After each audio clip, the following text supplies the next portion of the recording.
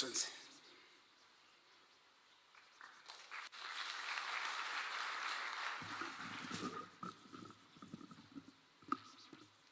Your Excellency, the President of the Republic of Kenya, my colleagues, members of the clergy, and Christians, good afternoon. Bwana Yesu asifiwe. We are happy to be here. And let me say that for me it is my first time. And if I know that whenever I come here, those are the kind of message I will be getting, I can assure you that all Sundays, I will make it a habit to be here. Reverend Mete, you have taught us a lot. Your message was so strong. You know, when you started preaching, for me, I wanted to go back to my vehicle and pick a notebook so that I can come and jot actually what you are teaching us. Most of us, when we win our battles, we go to celebrate.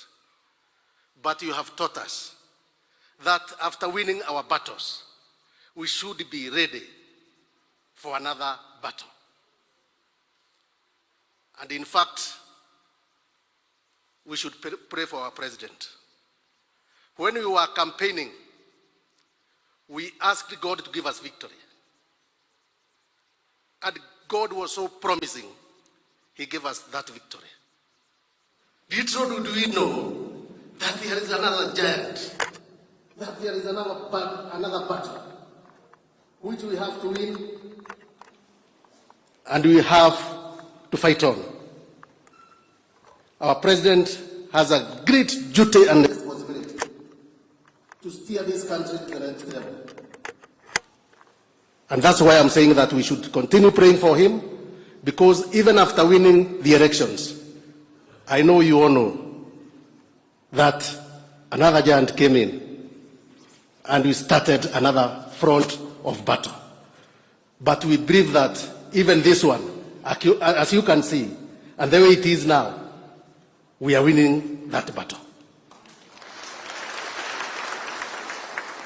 So we thank the church for their support. And what has happened in this country today, I can say that we are ashamed. And I know that even the president himself, and the country and the government and the state, we are at pain. And we are in dilemma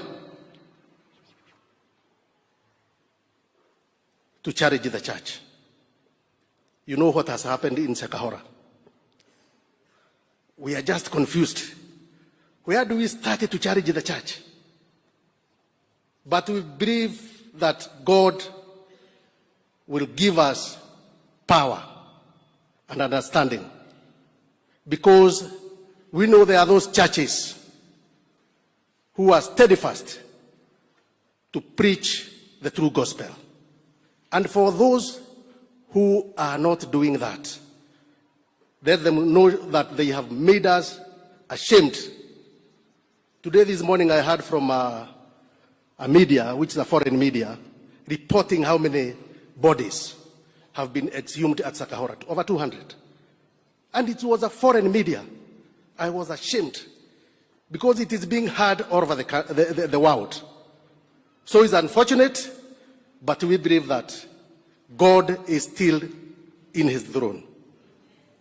Thank you very much. God bless you. Continue to pray for us.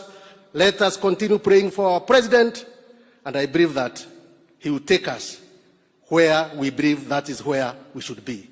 Thank you so much. Asanteni, Mungu awabariki. Thank you very much. That is Honorable Kamande.